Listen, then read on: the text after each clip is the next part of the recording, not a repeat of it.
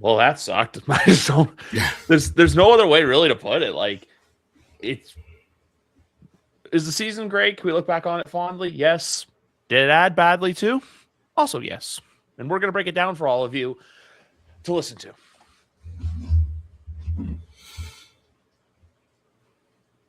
Yeah. Yeah. Yeah, that it was just unpleasant to sit through. Like afterward it was fine, like whatever, like Patriots lost, whatever, but it was the sitting through it that was brutal. I was just like, golly, they can't move the ball. It's just it's 3-and-out after 3-and-out after 3-and-out, and you're like, goodness, not like this. Like losing is fine, but not like this.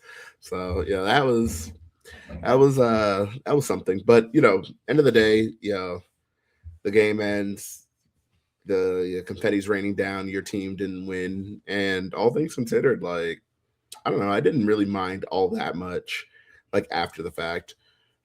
Just kind of keeping it all in perspective, knowing year one of the Mike Vrabel experience, year two for Drake May in the league period.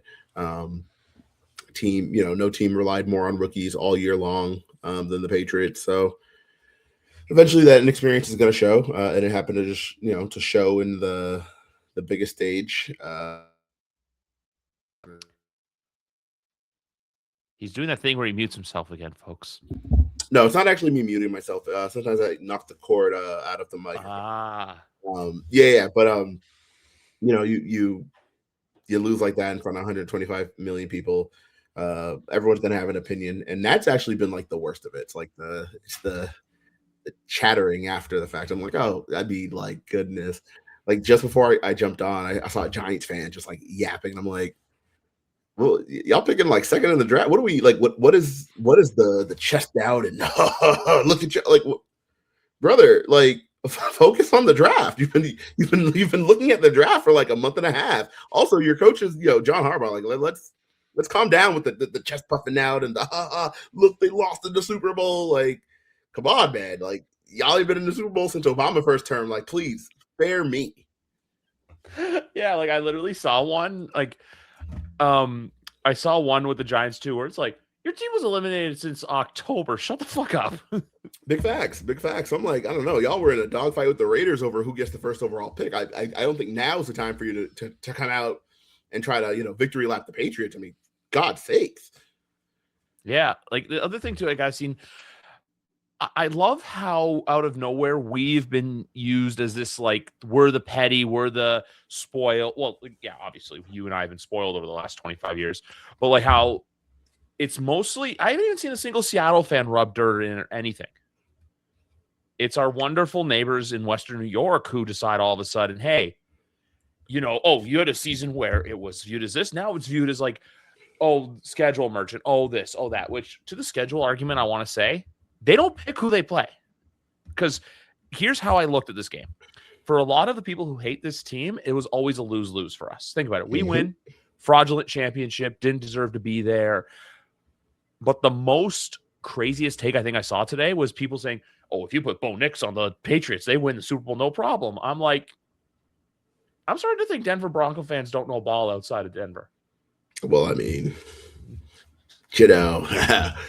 quarterback's Bo Nix now. That's no, I'm not going to disrespect Broncos fans like that, but no. There's a very loud subsection of their fan group, their fan base that just has a lot of really poor takes on the sport, and I'm just like, damn, y'all really have a lot of poor takes on in quarterbacks in particular. I'm like, goodness gracious. So I agree. I think it was always going to be a lose-lose. Right? And I'm like, oh yeah, easiest path since 1977 or whatever the hell that was. And I'm like, okay, like sure, whatever. Because prior, I guess what surprises me is that like prior to this year, I'd like never given any thought whatsoever to like the path, the quote path that a team took to the championship, because I didn't think this was a sport that did that, right? Like it's football, like it's the National Football League. All the teams are like, I always say like the gap between like the worst team in the league and the best team in the league is actually not all that big, right? Nope. Like it really isn't, because at any given point on Sunday, you can find yourself in a dogfight with a team you have absolutely no business being in a dogfight with, right? You asked Buffalo, right? They went out to Cleveland and they struggled to get through that game, and that was a game that had no business being that tough. But again, those are professionals on the other side. So I didn't think that this sport did that, but all of a sudden everyone's like, oh, well, what about the path? They took, the Chargers, who all of a sudden suck, right? The Chargers are terrible, and Justin Herbert's a terrible quarterback. All of a sudden, okay. And then the Texans, oh, CJ Stroud's a terrible quarterback, and all of a sudden, they're not good either. And then you get to Denver, the one that I expected most people to be like, it's because the quarterback was terrible. But then they're like, oh no, it's y'all got lucky. And I'm like, what? Like, what are we on about? I don't know. I didn't really understand that, but people wanted to have their say on why their team didn't make it, right? Like, my team didn't make it because your team had an easier path. And I'm like, well, I don't know, maybe next time y'all go 4-13 and then y'all can go to the Super Bowl next year. Like, if it's that common, right? Like, it's that easy. You should have no problem whatsoever getting back to the playoffs and getting to the Super Bowl, because that's something that happens often enough. And I would say even to the Bills fans, like, they in particular irk me so much with the schedule talks. I'm like, the difference in division, in division games with regards to like the schedule, just comes down to 3 games, right? Like, Patriots played the three last place teams, right? With regards to the Raiders, the Titans, and some other team. And you just play the Giants, Giants.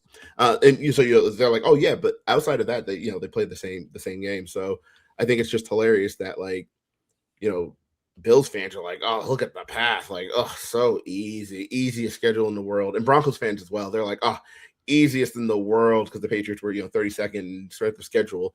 But the Broncos were 29th. So, like, what do we, like, y'all weren't out there facing the, like, I don't really understand that. But all the same, dog walked by the Giants at one point this year. Hello, y'all needed a miraculous comeback, and kudos to them for making that comeback. But I mean, like, let's fucking relax here. Like, let's be real about who y'all are. But all that to say, everyone has their opinions, and they want to be like, well, my team didn't make it because your team got much luckier than our team did.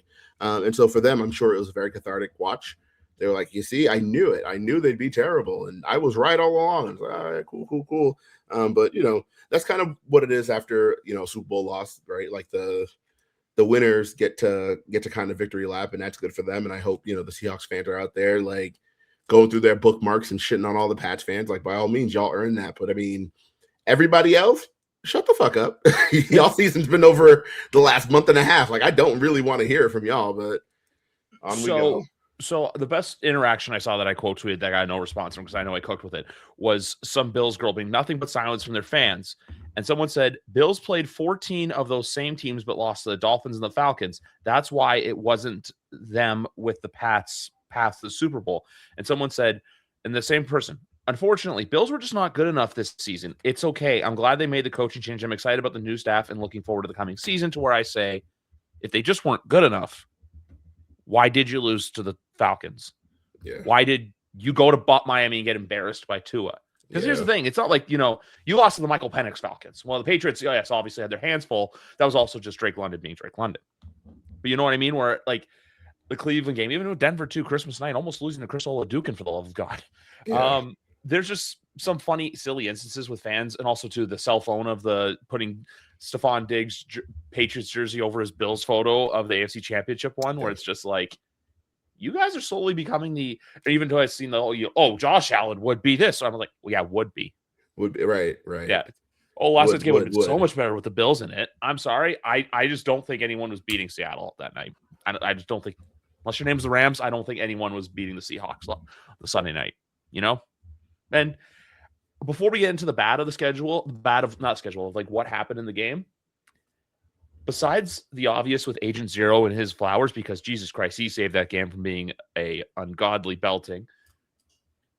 Craig Woodson, great coming out party. We've seen what he's capable of, but he really, really shined in the Super Bowl. Yeah, he was fantastic. He's been fantastic for a few weeks now, though. I thought he was excellent in that the Texans game. I thought he was him and Carlton Davis were. Yeah, the interception he got off of the tipped ball, that's just that's tips and overthrows. Like you don't give too much praise. You're not like, oh, that guy's excellent for catching a ball that bounced right to him. Like, I hear you on that. But he was an absolute enforcer. Like he was down near the line of scrimmage. He was playing back deep. He was kind of everywhere, and he was contributing. And we saw the same thing in the Super Bowl. TFL after the TFL after TFL. He's back there. He's mixing it up. I think he was their best safety by far. I think Jalen Hawkins kind of he kind of I don't know. He's kind of had a rough playoffs. If you just look at it in totality, he didn't have like a great playoff run, which is fine, right? Like that kind of happens. Not everyone's going to play to their best every single week, but he didn't have a great playoff run. But it didn't really matter because Craig Woodson did. And so you're like, wow, that guy is, absolutely incredible. And I keep going back to that same tweet because it was one of those things you just kind of saw it midway through the year. You're like, that guy's going to be a contributor at some point. It just happened much sooner than I expected. It's the same thing like with Kyle Williams, obviously, but obviously Kyle's biggest play Sunday was tackling a streaker. Meanwhile, Craig Woodson was on the field, and then Christian Gonzalez, we don't even have to get into. He had, for everybody thinking JSN was going to go off in that game, Christian was just like, no. Yeah, that guy was in prison. Yeah, he literally, he's put like 4 different receivers in prison this whole playoff run. Yep. But I want to say something before I get to a tweet from Boston, from a Patriots supporter and a great friend of the show, who he's only been on here once, is the fact that everybody's putting this on Drake. Where I will say this, I think that we're going to find out more about the shoulder injury that you and I were kind of joking about in between the bye week and during the bye week leading up to the Super Bowl. But at the same time, too, I think with Drake, we kind of see the whole, hey, when he's not able to make that play, and they just throw the blitz at him. It's kind of like we've seen it from Tom Brady a lot, and ironically, it would be the Broncos who did it to him quite often, where the offensive line has a bad day, they just get to the quarterback, you frazzle him, and then, like I said too, we were all thinking, oh, it's this awesome game plan. I really think he was limited to what he could. They basically just said, hey, we have to limit the game plan based on what Drake can or can't do. But then he also has those couple of drives though, where it's like the touchdown one to Matt Collins, which thank you, Matt Collins, plus 3+ receptions on the day, cash that ticket. But, just like the whole dynamic of Drake and what we know him as changed so drastically now to where, and I saw a great video about this on the internet today. I feel like not now, but like June and July, we're going to see some, like, I'm not going to hear Drake say was ever a top 5 quarterback. I don't think so. I think you're going to see a lot of people putting him in like that 10 to 20 range for like a lot lower than people think, just because it's like, oh, look at the playoff run. Look at this, where it's just like, well, how is he second in MVP voting? And everyone's like, MVP voting ended. They literally vote for that Monday after the season. Let's say Monday coach is getting fired. That's when they're voting for it. So I am waiting for that discourse to come out and annoy me, and like right before training camp starts when everyone posts the quarterback rankings and like Sam Darnold's creeping in the top 5 or 10 and Drake May's creeping well below that. But at the same time too, kind of don't mind the negative, let people think we're going to be bad, because I look at the schedule right now. I think this team next year could have a worse record, but be a better football team, like a 10, 11, 12 win team, but be much better on paper than they were this year. I can see that for sure. Yeah. Cause everyone said, the schedule, it's like, oh, you're going to lose this. So I look at the schedule right now and I'm like, okay, I think realistically they could go worst case 4-2 in the division, sweep the Jets, split with the Bills, maybe split or sweep Miami. If you sweep Miami, that's 5-1 right there. It's like this year. Raiders, they'll probably beat. Chargers, I think they could beat. I think Lions is a very winnable game. I think Steelers is a winnable game. The only games I look at where I'm like, I'm not sure, would probably be Seattle, maybe Denver, just because it'll be healthy Denver at that point. And then NFC North is just such a crapshoot. You don't know what you're going to get out of any of the 4 teams, really. So I think this team's going to be the one, a lot of people are just saying, oh, take the under on their win total. They're not going to be 14-3 again, which, yeah, sure, they're not. But this is still going to be a playoff caliber football team. They're going to be a team that's going to be in the mix for the next few years. And this year, they have the money to spend before they got to pay Drake. That's the biggest thing I think people got to wake up to. Yeah, I know. I think it's too soon for me to have any opinions on next year because I don't even know what next year is going to look like, right? Mm-hmm. We don't know. We don't know how things will shape up with regards to player acquisition, right? We know that the draft is incoming, obviously. Free agency is incoming. There's going to be some trades made. So teams are going to just look very different. Placement of the schedule. Right, and or right, or the the flow of the year, so to speak. I don't know. I think it's too soon to have any takes on that. I just look And at that it goes right. both ways, right? Because people are like, oh, well, this team won't make the playoffs because next year is going to be tougher. And I'm like, says who? Like, right? Like we see the names on, we see the names of the teams, right? It's going to be a tougher year because we have to play the AFC West, right? And that looks daunting at this point. But again, things look so much different in Things are gonna look at the different in a start of month the from now. year than it does in in March, than it will in July, than it will in September, right? And so when people are like, oh yeah, weak schedule, strong schedule, or whatever, I don't know, I just I kind of tune that out, because again, going into this year, right? No one was like, hey, the Patriots have a hard schedule. But no one was like, this is going to be the easiest schedule ever in the history of whatever, right? Like, until Patriots started winning. And now all of a sudden it's like, well, look, they got such an easy schedule. Again, strength of schedule is such a poor metric for anything anyway. But Strength of victory there's is a just a better one. lot. It's just going to be a lot. I do agree, though. I think it's going to be a better team, by virtue of the fact that, like I said earlier, no team has relied more on rookies this year than the Patriots, right? And so how does that look when those rookies aren't playing their, first handful of, getting their feet wet in the NFL? How do things look that way?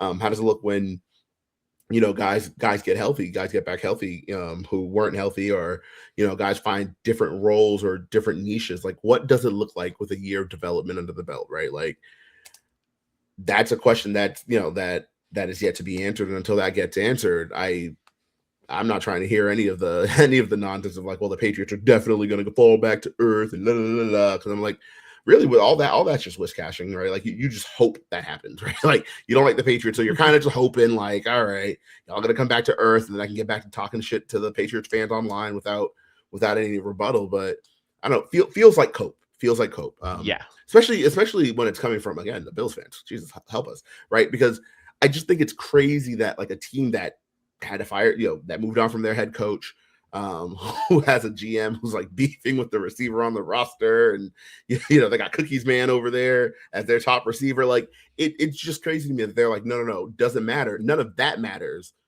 because y'all are going to fall back to earth. And I'm like, well, if anything, y'all are going to fall back to earth, because again, you have a new coach. You're in year one of a new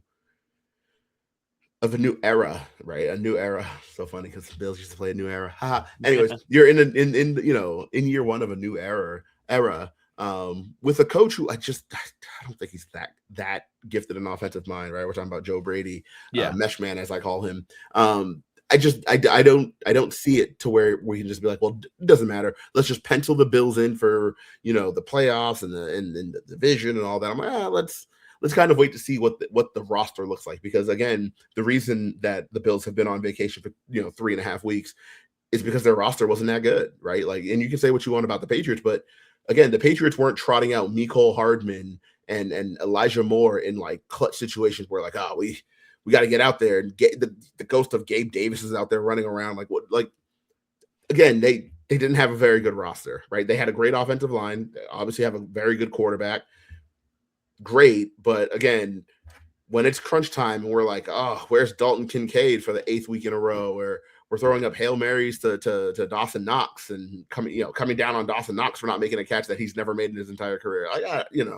Please, for the love of the Lord. Like I said, a lot of time between now and September. So, we can have those conversations when we get there. But, all the posturing online right now, the Patriots are frauds. They're this, they're that. They're going to be this, they're going to be that. I would say, show me. So I saw a very funny Bills fan propose a trade of Dawson Knox for the 68th pick in the draft for the Eagles. And also, too, that they think they're going to trade Keon Coleman, a 2nd-round pick this year, a 2nd next year, and a 2027 3rd for Marvin Harrison Jr. Hey, man, I think if you put that into Madden right now, you might get it. What the Not in real life, but in Madden, yeah, might get there. You might get it in the video game. You're not going to get it in real life. No. The way I look at Buffalo, too, is just, and also my argument, 10 to 12 wins. I just look at the schedule right now, and I'm like, hey, I can see a path. But yeah, that opinion's going to change. Like I said, we'll see what happens in free agency. I can still see a world where there's some guys that are cut from the roster this year that, maybe just Mike Vrabel sees something for. Like, I look at the free agency list, too, of guys who are there, and there's not like a lot of glaring players, where it's like, oh, they gotta sign this one. Besides Gonzalez, the only other big extension candidate would be Michael Wenu. I believe people are saying he's there, but yeah, no, I just want to make that point with the schedule. Just not walk back the take, but just to clarify it. I'm not saying right now, hey, they're going to win 10-7, 11-6, 12-5. No, I'm just saying, hey, I can see a path to it right now. But yeah, like when you and I assume the three of us will be back together on here very shortly. For context, I didn't want to ask her, but I assume she's probably sleeping right now. Or just like much mine. No offense to her, but she was grinding all week in San Francisco. And then, draft will come around and we'll have our opinions then. Hell, McGarvin is hot when he's watching the combine in 2 weeks, which feels insane to think about. That's 2 weeks away. And that's a joke from last year's episode because I just remember you came on here and you were like, I was like, what are you doing during the combine? And he was just like, I'm going to eat hot wings. Yeah. But no, so like there's just such a change to it. But when I say the schedule coming out, because, like when I look at the schedule right now, like I know we're eligible to go be in that opening night game in Seattle. I don't want that. I don't want that smoke. Like play someone else, please. But like I'd rather play, like I was thinking about this today. I'm like, I want to play like, in Jacksonville and in Miami before American Thanksgiving. I'd rather play Kansas City, earlier in the season in case Mahomes isn't fully healthy yet. And I'm not trying to say, oh, I wish he has bad rehab. No, I just know that they could be the kind of team that the later in the season they play and the more healthier he's getting from the ACL recovery, the not so good it could be. So I'd rather, get those out of the way early. Like, they have a lot more traveling to do this year. They have to go to California. They have to go up to the Pacific Northwest. They have to go to Kansas City. They have to go to, where else do they have to go to? Yeah, I think they have to go to Detroit and Chicago too, which, yeah, there's going to be a lot more primetime games, a lot more sleepless nights for McGarvin, but that's just the juxtaposition of it. But no, ultimately, I do think that we're going to hear some moves in the next few weeks that, look, they're going to make. I don't know if they'll sit right with the fan base, and I know offensive line is one right here that has been a big talking point over the last 48 hours. And to get to the tweet from friend of the show, Andrew Callahan, I, for one, am shocked that the Patriots aren't moving their top 5 to a new position after one season where he exceeded expectations for almost 3 months before a serious knee injury and then looked at like most rookies offensive tackles do in the playoffs. And this is separate from the what's Campbell's best position long-term or how bad was he in the playoffs conversation. He was bad. There's just a zero chance a position change was ever going to be on the table this offseason. I agree with Callahan, mainly because I don't think they're going to jump to that Terry Pagula conclusion where it's like, oh, he's bad now, we have to do this. No. I think it's more likely we see Wilson kick into center, Garrett Bradbury gets cut, and then if after you give Campbell that, like, let's see how the offseason goes, see how he recovers, how he does in the camp, and then next year if you're seeing those same problems or those same lack of improvements, then that's where I think you eventually kick him into the guard. But I don't think you do it right away because I think if you jump the gun too soon, it hurts the team more than it helps the team long term. Yeah, it's not a move that it's not a move you can undo. So I would also kind of, hazard some caution with the idea that we can just slide him inside and be all right.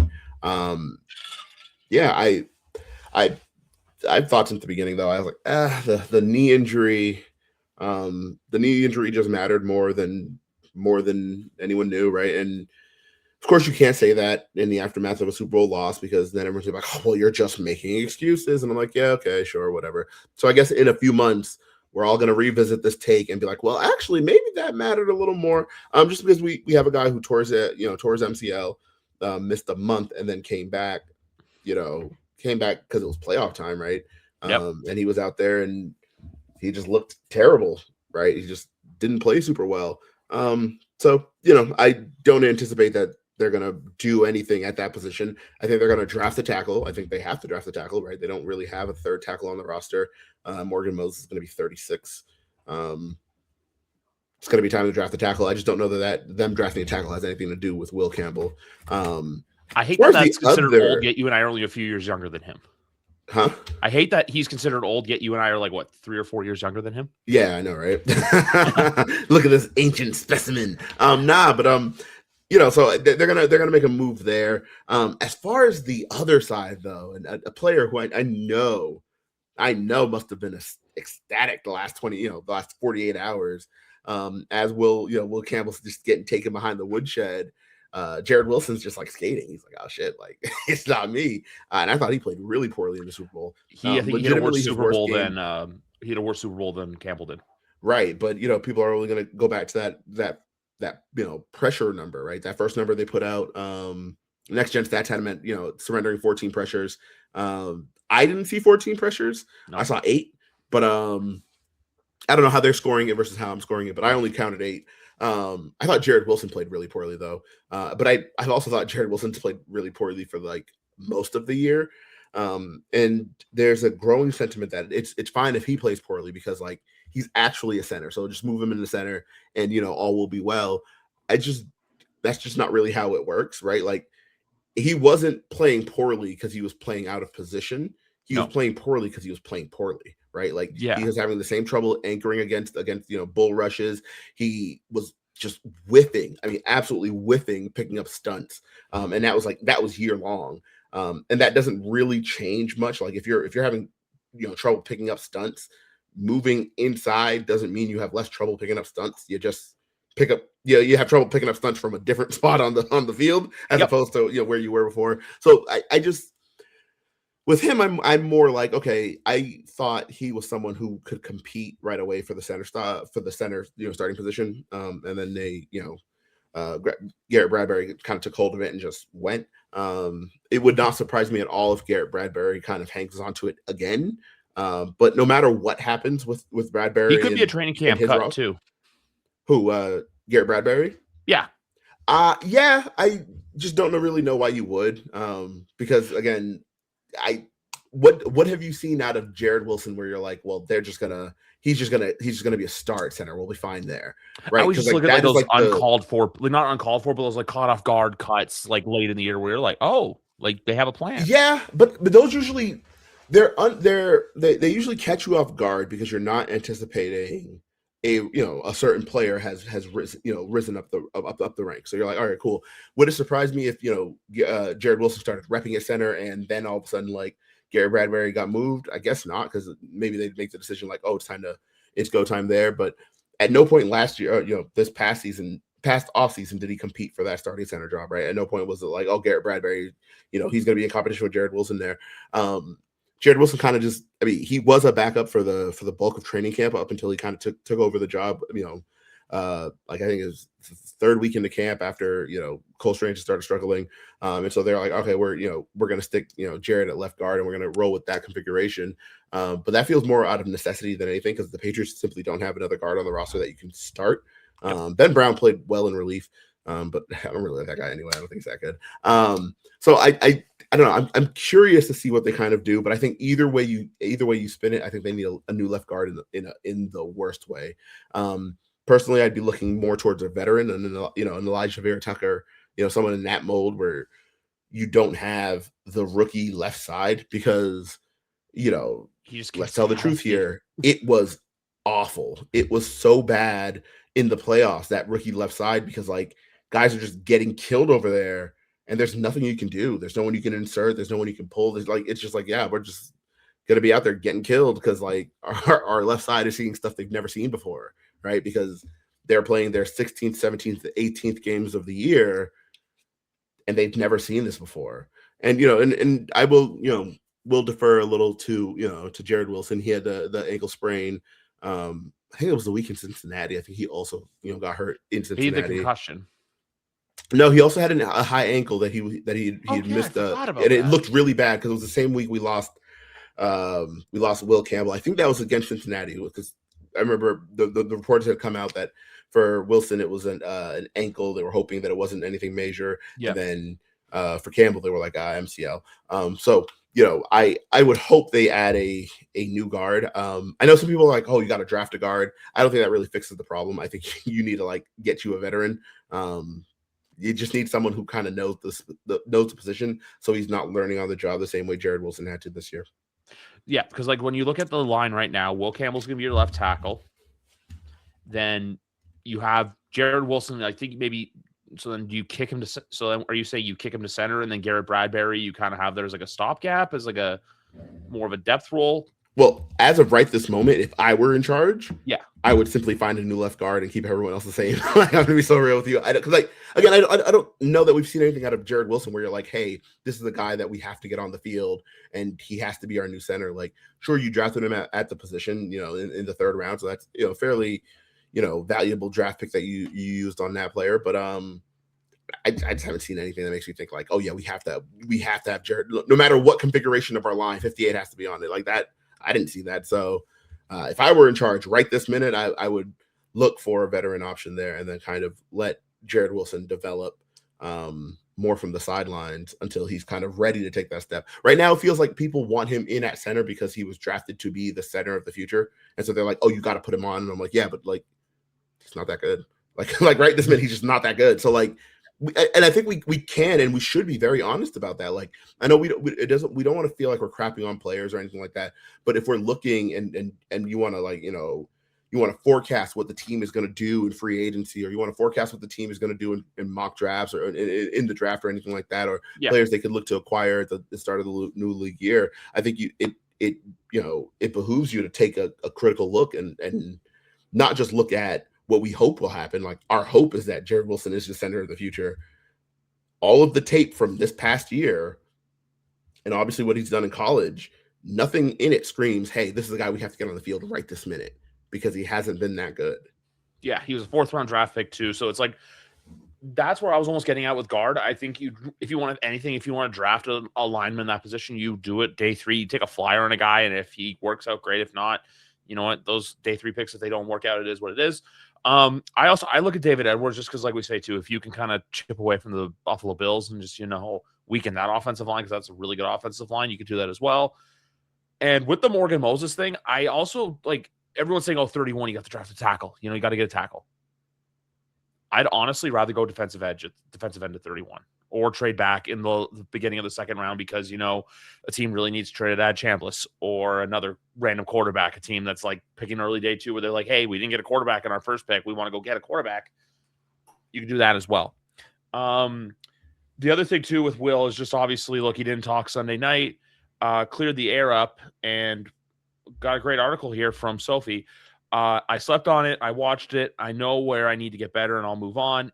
He doesn't think one performance defines a season, but I will say this: there will be a lot of pressure for him next year, where people are going to want to see those leaps and progressions from him. Hey, you can be the left tackle that we can count on to protect our golden goose of a quarterback. I've also seen people post about, maybe stop feeding the offensive linemen so many cookies, to which I say, shut the fuck up. And you know what? Even him not talking as well, though, is I don't look at it as a bad thing. I just look at it as like, you know what? Hey, he didn't speak in the moment. He owned up to it. I like that. It's better than what Cam did in Super Bowl 50. But with player needs, am I crazy to think that tight end's a very big need than people think on this team right now? No. I think you try to get someone in free agency, and I honestly think you draft someone because there's a stockpile of them in the draft this year.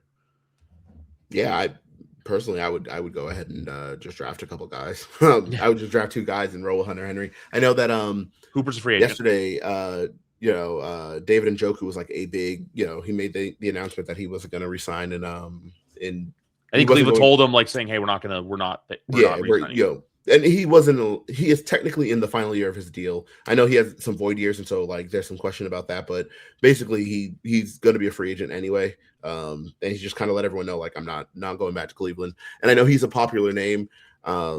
He's a good player. I don't think it makes a ton of sense, given that the biggest concern right now with Hunter Henry, besides the drops, holy shit, the drops have been so bad. They're really bad in the Super Bowl. Week 14, they've been awful. He's been just dropping everything. Like, goodness gracious. But the biggest issue with Hunter Henry is that he's going to be 32, right? And so you're like, oh, you want to get younger at the position, kind of add a little more athleticism, add a little more juice to the offense.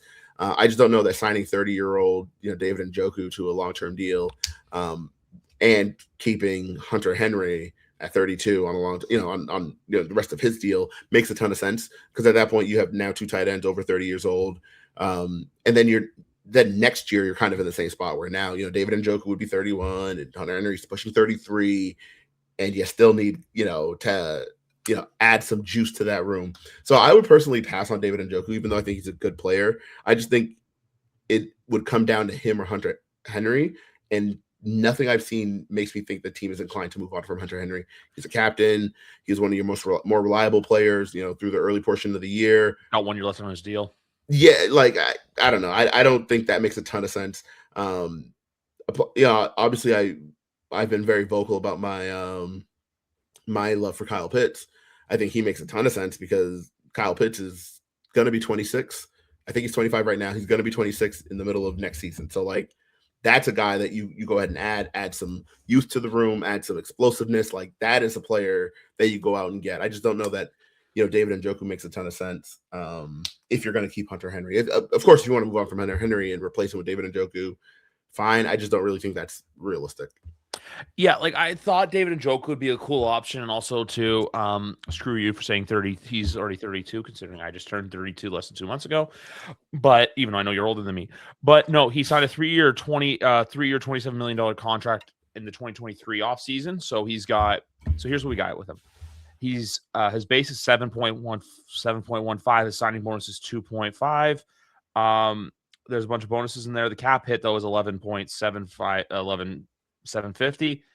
If they were to cut him, his dead cap's only $2.5 million. So he could. This is the out year. Yeah, this is the. I think if they want to get out, this is the year to get out. I just don't think they're gonna want to get out. I don't think they're gonna want to because he is kind of Drake's security blanket in a way in a lot of those plays there, especially in the red zone.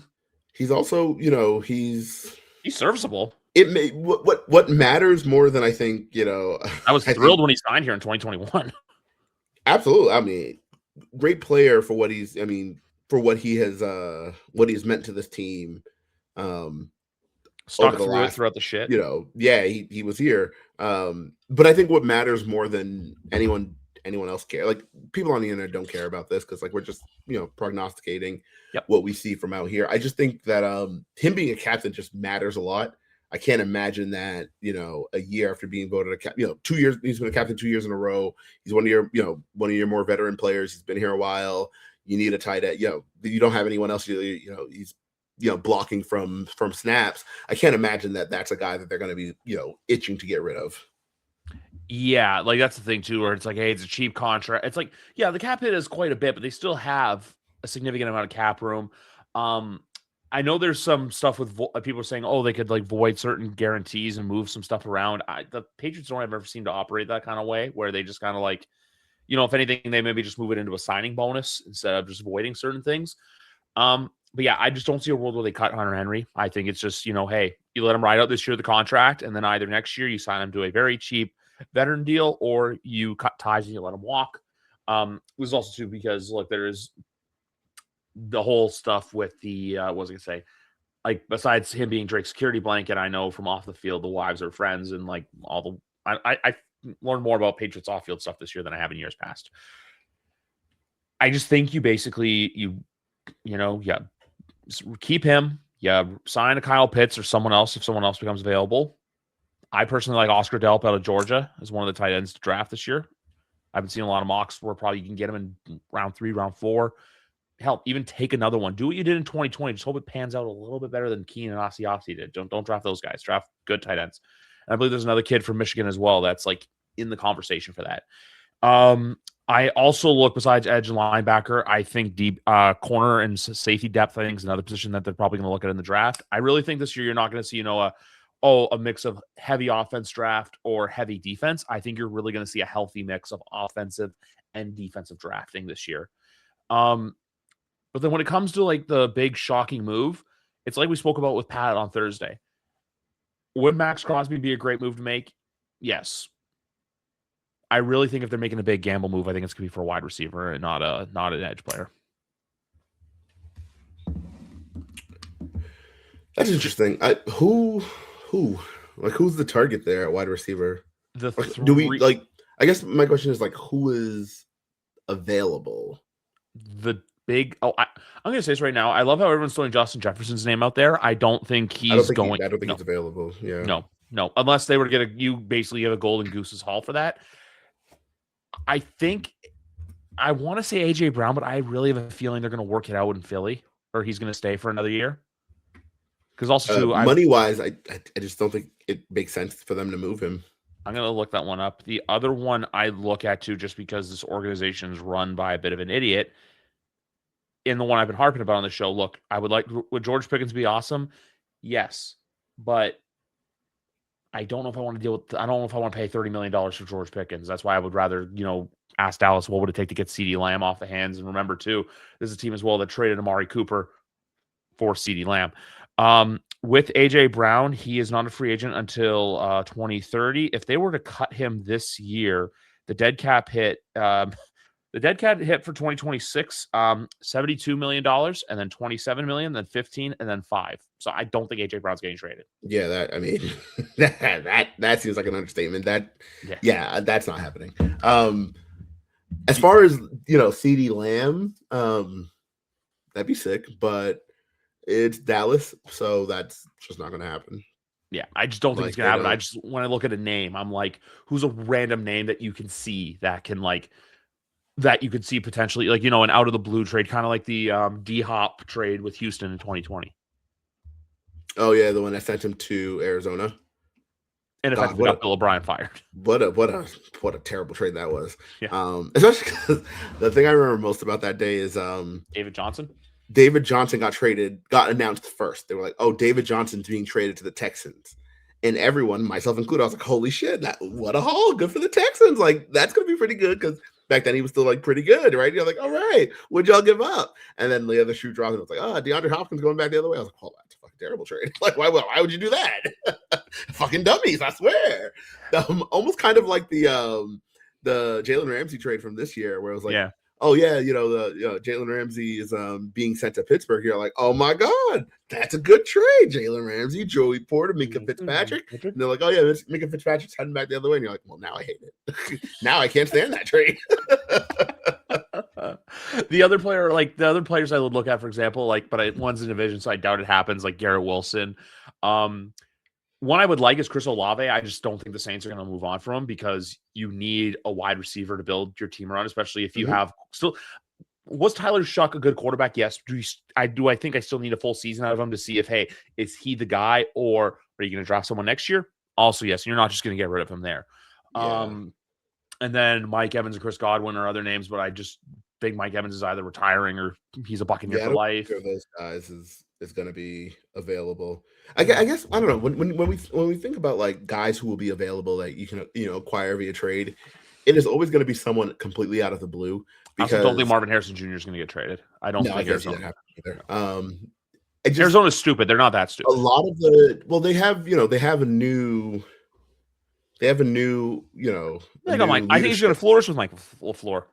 Yeah, I think them having new leadership in their kind of I think that kind of takes them off the table with regards to like, oh, well, maybe they'll have like a fire sale and they can move on from a lot of these older guys. But like, I don't know, you're talking about a young, young receiver who has, superstar pedigree. Like, trade him for what? Right? Who I do like from Arizona though? Michael Wilson. That would be fun. Guy has some injury concerns, but that is a good player. It'd be someone like that I think would be more realistic than some of the more star receivers, but that's not a name that's going to come up in a lot of these conversations because people want something flashy. And so, sexy. Yeah, Michael Wilson's not going to do it. Although if you watch the sport, Michael Wilson's a good player. That's a good guy. That guy can play the ball and he can play ball. So I don't know. I don't really think the Patriots are going to make any big like trade moves. I just don't really see that happening either with regards to, where they're currently deficient. I don't think they're going to be able to trade for an edge because teams don't really trade edges that matter. I don't think they're going to trade for a wide receiver because, again, I don't really think there are going to be any wide receivers that, like, unless something happens over the next, like, few weeks that we can't possibly see coming. Like, oh, yeah, it'd have to be something crazy like, hey, Michael Pittman punched, Carly Gordon, Carly Ram, what's her name? Yeah, whatever her name is, the owner of the Colts, he punched her in the face or something. Then I'd be like, oh, well, hold on now. Now we can do something. Other than that, I'm like, I don't know. I think the Patriots' best bet, and this is kind of what I was getting at last week, their best bet is going to be draft and develop. They're going to have to draft a guy and get him up to speed. So here's the wonderful thing with Michael Wilson. He is a free agent next year. He's only 26. He's only making $3.9 million with a $220,000 signing bonus, and if Arizona were to trade him, the dead cap's only $220,000. I could really see them making a move like that, where it's just, hey, it doesn't look good on paper. Everyone's going to be like, oh, this isn't the name we wanted. I love your point on edge. I just don't like we said too. Edges of that caliber do not get traded. It's just simple. And I know, look, Max Crosby's an exception. And I know the Patriots I don't even want to say the Patriots are in a Super Bowl window. I don't think that's fair. I think this year they're in a playoff window. That's a definite thing.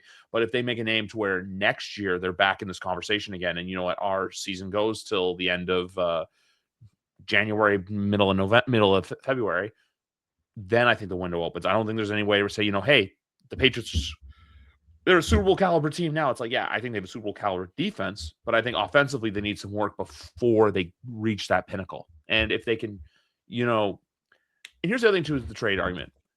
I don't see them giving up a lot of draft capital. I just don't think so. Considering they're a team that's rebuilding, the thing I can see them doing though is on draft night, like I said, hey, if a team calls them for 31 and says, hey, do you want to go move back and go 34, 35, 36? I think they do that.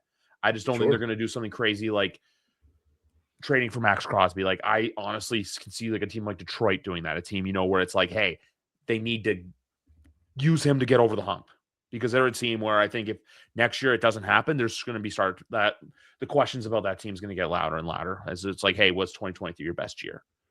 And I'm not saying they're going to fire Dan Campbell next year. I'm just saying eventually I think the questions are going to start to rise up, where it's like, hey, Detroit, what exactly is your long-term plan here? And even too, when you look at the whole positions right now, running back, they're fine. No concerns there. Or not no concerns, but I don't think they're going to go out and get somebody. If anyone, I can see maybe adding a third in depth, like just drafting someone later or bringing in a UDFA and see if they work out. Actually, I think they're going to use a much higher draft pick than we kind of anticipate. I know that right now most people are like, oh, you probably use like a late day 3 pick. I can see them using a 4th round pick on a running back. I think they really, and I mean, this goes back to Sunday's game. I think they really, really missed having a third running back that you could like actually play. Right, because Dearness Johnson, I mean, God bless him, but come on, it's Dearness Johnson. I think they more than anything, they just needed a guy that they could like put out there and he could run the football. Travion Henderson has not been that. The guy has such poor vision; it's so crazy. He's just like blowing any run between the tackles is just a lost cause. And we've seen people say like, oh, well, then you should only run him outside. And I'm like, well, yes, that becomes a problem though, because we've seen teams will just start playing for, hey, 32's on the field. Let's take him, let's make sure we're real stout on our edges, because the guy can't run between the tackles. If there's any traffic whatsoever, he's going to pick the wrong lane each and every time. So I think they really missed Antonio Gibson in a bad way on Sunday. Is he a potential cut candidate? He's only got his dead cap would only be $1 million. Who? Antonio Gibson? Yeah. I guess, but like, why? Yeah, because like you need a third back, and like, again, he was fine until his knee went out. For who? Like Terrell Jennings? Like, oh, do we really want to make sure Terrell Jennings is getting snaps? No, he's not that good. Do we really, hey, we have to get Dearness Johnson some more reps? Like, that doesn't really matter. So he could be a cup candidate if they add another guy, but like, as of right this minute, like they don't have a third back that's better than him. He could be like I think he's more likely to be a training camp cut than Garrett Bradbury would. Sure, but again, for both guys, it's the same thing. Like, I guess we'll see who they add, but like, if they don't add any significant competition to those spots, like those are 2 guys that you're going to just keep because like you don't have anyone better than them. Yeah, I just throw names out there where I'm just like, I don't think there's going to be as crazy moves as last year. Getting rid of Jabril Peppers, getting rid of Juwan Bentley. I don't even think he played this year at all. Who? Juwan Bentley? Yeah, he did not. He was with the Pittsburgh's practice squad for a few weeks to start the year. Yeah, and then he got cut, and then Kyle Duggar filled in a role until people realized, oh, there's the Patriots, Kyle Duggar. Kyle Duggar was excellent. I'm not hearing that. Kyle Duggar was excellent. The guy came in there, scored 2 touchdowns for them. Like, he's a fit. Like, that's a good player, man. Like, please. Please. Oh, that guy's a good player. I know he gave up a big catch in the playoff game to the Texans, and everyone's like, see, he sucks. And I'm like, that's a good player, man. I'm sorry he's not like all world. He's not like the greatest safety in the world, but that's a good player. Yeah. I was just saying that just because I remember seeing that on Twitter. I think it was also the Cincinnati game. He had like a stop like right on the 1 yard line, but then the guy just got over. What was I gonna say too? But I honestly can see over the next month there being those moves like last free agency too. Like, were we real besides Milton Williams? I don't think anybody was really, hooting and hollering about like, oh, they brought in Matt Collins. Hey, they brought in Morgan Moses. Hey, they brought in Robert Spillane, Carlton Davis. I don't see that kind of world. And also, I know the David Njoku thing is coming up as well because there's a photo of him and Vrabel from when they were in Cleveland together. But I do agree with you on that. Would it be an awesome signing? Yes, but I think another team's going to give him more money than I think the Patriots would. I still think they're going to be conservative when it comes to spending to an extent, just because they're going to look at it and say, like, hey, we got to pay Christian Gonzalez this much. We got to pay these players this much. And like I I've think been they're saying going all to be along, conservative because when you look at it, they actually don't have all that much cap space no. for 2026. They'll have, I believe, they're going to roll over what they have for this year, but given their contractual commitments for next year already, they're technically over the cap, right? So the money they roll over is going to help with that, and so I believe they're going to open free agency with about $36 or $37 million, which is a far cry from, because some people are like, oh yeah, they're gonna have like $52 million in cap space, and I'm like, that's not gonna be it. So it's gonna be somewhere in the mid-30s. And like you say, they have these extensions pending. And only that, you big one pending next year. You need operating costs. Like, you just need to be able to afford to fill in the roster for injuries that eventually crop up. You need them. You're gonna need that cap space to kind of fill in for incentives that get met during the season, things like that. I don't know. I don't think the Patriots are like sitting all that pretty in terms of money. So I think they'll be more conservative than people are expecting. And again, in my mind, all I'm thinking is they're gonna have to draft. They're just gonna have to like nail the draft. Yep. Yeah, I completely agree with you. Like, look, I don't know who from our reporter crop's going to be in Indy in 2 weeks. I assume the regulars will be there. But yeah, I really think that they got to hit the draft out of the park this year. You got to get guys who can contribute on day one, on all 3 days of the draft. You got to keep seeing improvements from the guys this year. Look, the fact that, a lot of the positions are already, how do I say this? There's not a lot of there's some needs, but there's nothing that's like, obviously glaring. It's more just like about, patching holes and just filling in concrete at this point, just getting like putting those final touches on what can be a roster that can compete over the next few years. That's how I look at it. So then if you can nail the draft, you look good, even hit on a few UDFAs. But I only say the conservative thing just because, besides the money thing, is the fact that the Drake extension is looming already. He's going into year 3. He's going to walk in there and say, I want 60. And they're going to go, okay. They're gonna have to find a way to make that work. And I don't think that necessarily matters at this point. I think I just think it's something to keep in the back of your mind. Yeah, I think the team has enough control, and it's similar to Christian Gonzalez. I know he's obviously a year in front.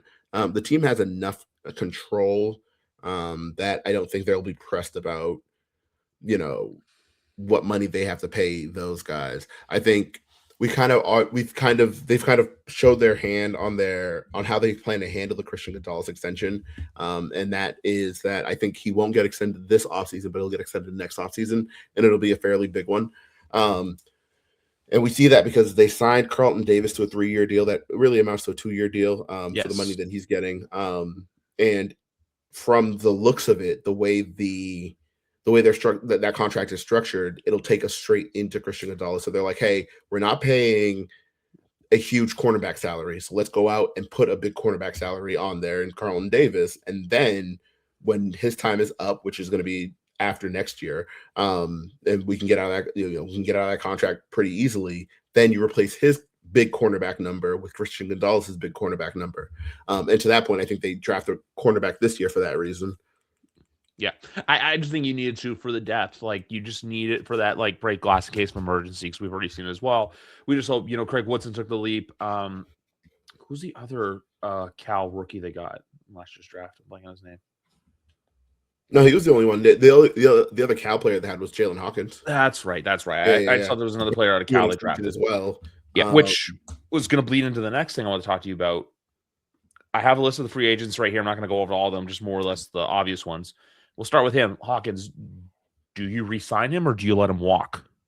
I think you can resign him. I don't think it's going to be a very big number. I agree. I agree with that. Like he I was think only making you resign him 1.8. and then you add a rookie anyway. Yeah, I think you do that too. But I think you add some. I think that's a potential day 2 or early day 3 add. With whatever safety they're looking at. Yeah. Yeah. This year's draft isn't sexy, but you know what? Because it's like, oh, there's no quarterbacks there. This is the draft where you make your team better because every other position, there's depth at this draft. Austin Hooper, I think, is one we both agree on. Probably let him walk. I like Austin Hooper, but he's, I think, 31. Is he 33? Is he older than Hunter Henry? I'm going to look that up right now. I know he played in that. They've been in the league a similar time. Let me take this. Austin Hooper is actually younger. He is 31. Okay. So he'll be 32 next year. Yeah, he'll be 32 some point during the regular season next year. I think you kind of let him. I think it's the same situation we talked about with Njoku, where I just don't think it makes a ton of sense to have 2 30-year-old tight ends on the roster. Yep. Just kind of time to revamp that room. I think he was brought into just because it was like, hey, the Patriots were bad at that time. Hey, you can go to this team, you can get some playing time, and then now you can go to another team that needs a tight end. I know he's been around. He's been in Atlanta. He's in Vegas, Cleveland, Tennessee. I don't know. At 32, there's just the chance that he just doesn't really play. He doesn't really like. I mean, again, 32 is not that old, but in terms of like NFL tight end years, especially for a guy who's not been overly productive, like it could just be it. Caleb on Chason? Yeah, I think not going to be super popular because the cost is going to be it's going to be staggering. But I think you kind of have to. You don't have anyone. You just don't have a guy. Yeah, that's one. But like if I put like 2 in front of you, say either it's him or it's Tonga, I think you lean Chason. Him or Tonga as far as who gets re-signed. I'm sorry, I'm re-signing Caleb on Chason. Tonga's awesome, but interior linemen are a lot easier to find than edge rushers. And again, Caleb on Chason isn't someone who's going to set the world on fire. But you've seen like he'll give you enough. He can't be your top guy, but I think the Patriots are going to need to draft an edge anyway, and I think that's probably where that first round pick is probably going to end up being spent. They're going to need to draft a guy anyway, but on top of drafting a guy, you need a guy already on the roster because in truth, what you need 3 guys. Like, let's be real. If you don't re-sign Caleb on Chason, you need 3 edge rushers. Harold Landry isn't going to do it, right? Yep. Like that's not Elijah Ponder. I think he's a nice player. I actually kind of like him a little bit, but I don't think he's a guy you can just be like, hey, don't worry, we have Christian, Elijah Ponder, we're going to be fine. Like, let's pump the brakes there. Anthony Jennings is a run player, not a pass rusher. I think we're talking mostly about pass rushers at this point. And you have Braden Swinson, who just doesn't play. So I think you need, like, if you're looking to have a nice stable rotation, you need 3 guys. You can save yourself a lot of pain by just re-signing Caleb on Chason, and then that gives you one of your 3 guys, and then you figure out the rest on the other side. I'm trying to remember the name of. There's a guy from Miami who I really like. I'm just trying to remember, and it's not Ruben Bain because obviously Ruben Bain would be long gone by the time the Patriots are picking. He'll probably go in the top 10. But there's another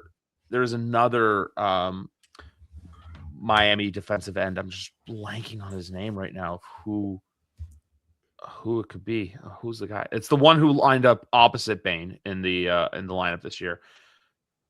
Why am I can't help you. I don't do my draft prep until later. So I watch the games on Saturdays. Like, I watch them, but like I'm not like taking note of like this player, that player who's lined. I'm like, I'd just be watching college football more. I'm way more casual. I'm like, I'll just watch the games, and then I do my draft prep after the season.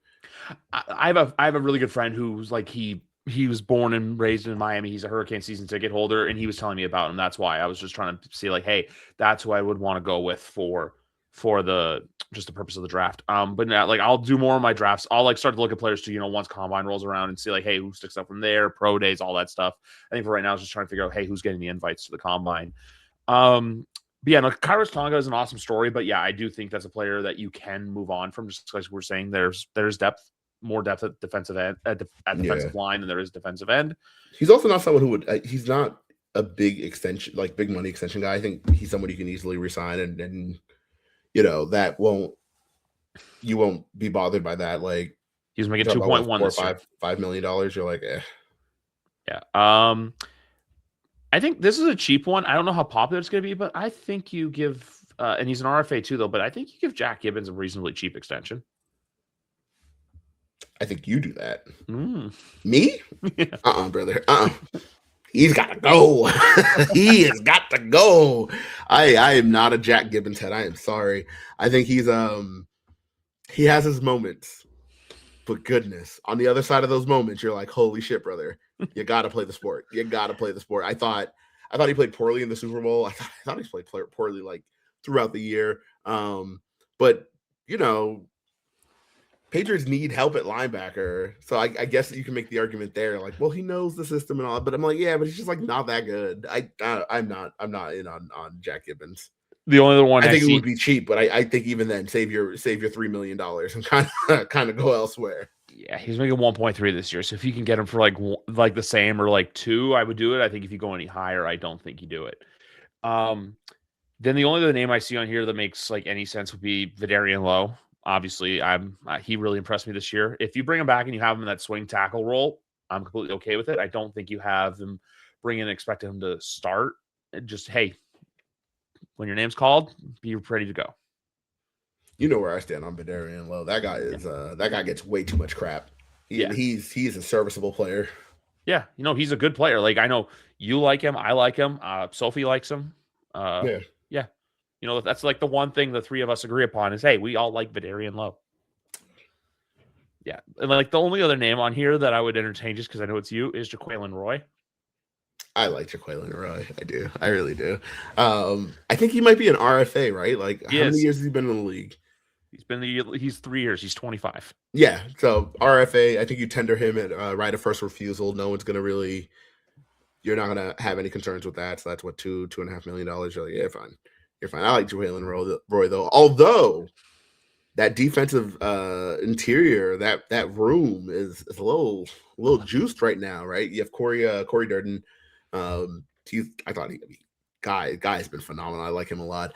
Leonard Taylor has been one of the most impressive Patriots over the last 6 weeks, right? He started coming on again when he got elevated for the Jets game, and then he played against Miami. He played really well, and then the playoffs, he's been fantastic. Almost blocked a kick in the Super Bowl as well. So like, yeah, that's a good player. So him, Jeremiah Farms. I'm big on Jeremiah Farms, although I think our clock is kind of ticking there. I think he's 29 already. Like he's kind of up there. But they have a lot of defensive interior players that I think are like fun, a lot of fun. So but what's one more? Add Jaquelin Roy. So yeah, that's just the thing. It's only one of those things. Hey, we're gonna tender him. If you want to do this, you're gonna have to give us a pick. I don't think anyone's giving you the pick. The only other names I decided to look up, by the way, just on Spot Track, just so hey, wide receiver trade candidates. There are 2 names that really stuck out to me. Obviously, DK Metcalf's on there, but no, thank you. But the 2 names that stuck out to me, one I would, but I just remembered he got arrested a few weeks ago in Jordan Addison because he wouldn't leave the Hard Rock Seminole in Tampa, and the other one would be Brian Thomas Jr., but I don't think Jacksonville's ready to give up on him.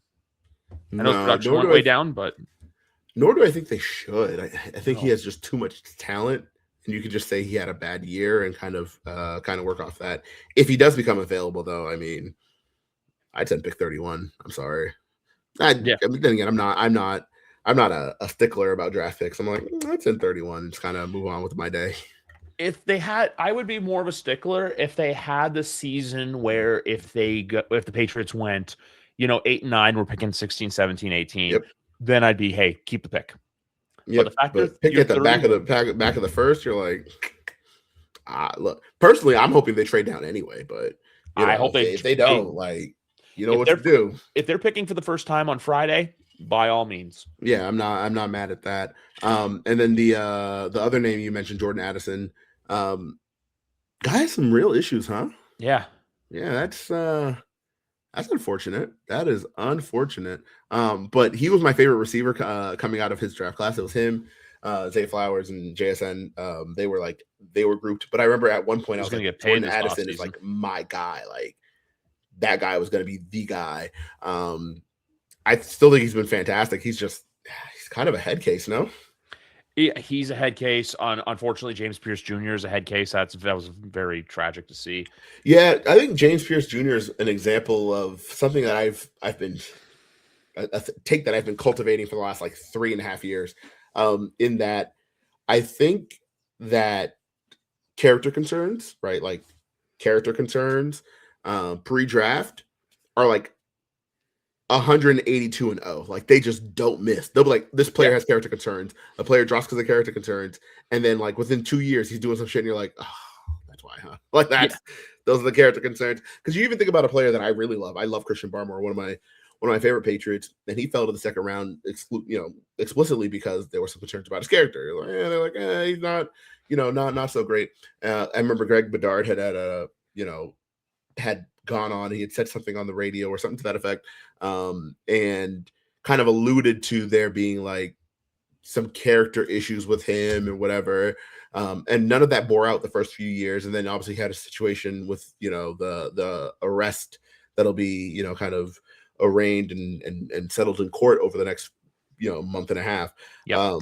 But that's another player where you're like, dang, bro, those character concerns, huh? Like, again, you thought you dodged it. Like, every time it feels like you dodge it. Like, these guys fall because of character concerns, and then something happens, and you're like, look at him. So James Pierce was another one where he only slid as far as he did because people were like, it's kind of a dickhead, right? Like, kind of a dickhead. But let's hope that it doesn't bear out. And then, not even a full week into the offseason, or I guess the NFL offseason, here we are, and I'm like, come on, dude, seriously. He literally went from being on stage trying to get defensive rookie of the year to having 6 or 7 cops try tackling him somewhere in South Florida.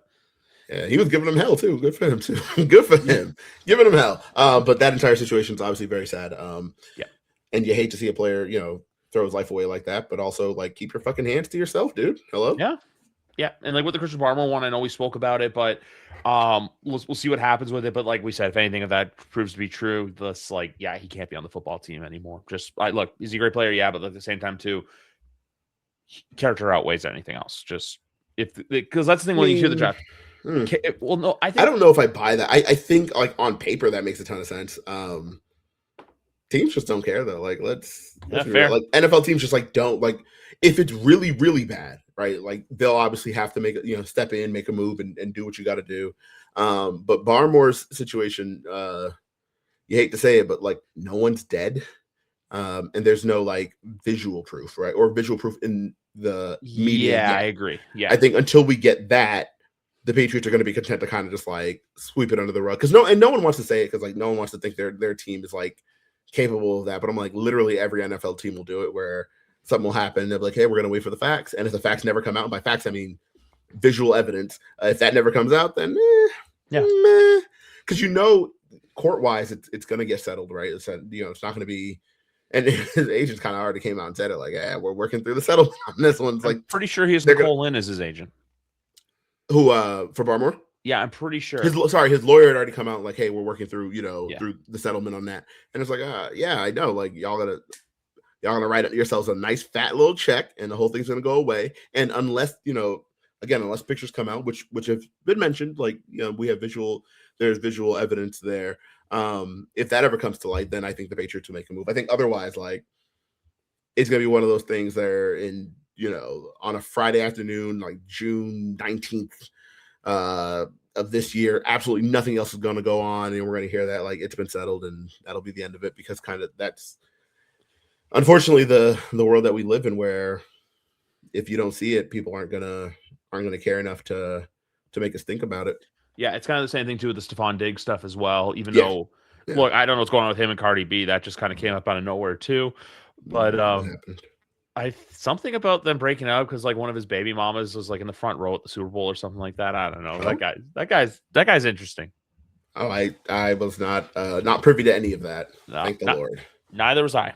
Neither was I. I think I saw like one thing on Twitter about it. I don't know, but just I think this offseason, I don't want to say is going to be fun for the Patriots, but I think they're going to kind of do some reflecting, self-discovery, and just kind of realize that, hey, we're going to have to sit through some terrible takes over the next 6 months. Like I've already seen, the one I want to pop on is people thinking we're going to be a 5-win football team next year. I'm just like, I understand the NFL's year to year, but I'm like, I don't think it's that bad. Wishful thinking. Yeah. I think people, it's like I said, people still have that post-Patriots traumatic stress disorder where they don't realize, hey, the bad man's gone. You now have the awesome man who everyone loves. Like no one, like there's not really a reason to hate Drake May, you know? Yeah, I agree. Yeah. But they will. They'll find a way. They'll find a way. Every time. Yeah. Do you want to know a really fun fact before we send her off? What's up? I've been doing stuff like this for about 9 months consistently with the NFL and the CFL. So I'm here to basically say that for the first time in a long time, I don't know when you're going to see me next. I think I need to take some time. Just, you know. Oh, you know what? We support. Yeah, I take some time. Obviously, look, I'm not like, I know I don't do this for a living, but like to get in front of here and everything and carve the time out to do it. Yeah, it takes a lot. Sometimes there's days where I don't want to record. There's days where, you know, you just got to push through it and go and like find the time to do it. Obviously, love talking to McGarvin, talking anybody that comes on here. But I think unless something big comes off, you're probably not going to see me go closer to free agency. Like I really think, because like, what are we going to do next week? If you and I were to come back here again next week, talk about, hey, this is what they could do, or hey, this is what we want to watch, or even I was thinking about it. Like I would almost rather wait until free agency dust settles. Yep. Instead of it being like, hey, we want the Patriots to do this, and do this, and do this. And it's like, yeah, the Patriots did this. I'd rather just be like, hey, they did these moves. This is what we think of them. Yeah. Agree. Because otherwise you're spending a lot of energy just kind of forecasting. I've already seen some like pretty lengthy, like, here's what I would do about the Patriots this year. And I'm just like, bro, the Super Bowl just ended. Like the confetti's still on the field over there. Like relax. Like we don't need the long detailed of we need to sign this guy and this guy. We need to cut this guy. We need to restructure this guy. We need to sign this guy to this deal. And I'm like, what like, all right, great. All that fan fiction, but I'm happy for you.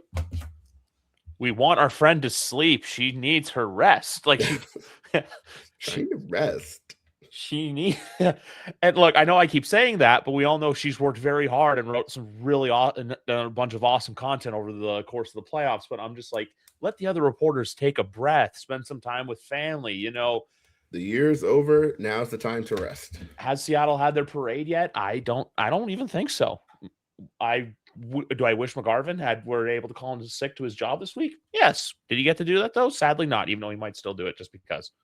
Nope. Still here. Still rocking and rolling. But you know what? We're going to put a bow on episode 422 of this wonderful podcast I do. Like I said, I don't know when the next time you'll see me is, probably closer to the end of the month or sometime in March. Thank you very much for listening, everybody. McGarvin's blast as always, buddy, again, to chat it up with you. And we'll see you guys. Who the heck knows? But hopefully, maybe sooner than later, maybe not. We'll have to wait and find out. Thank you very much for listening. Bye.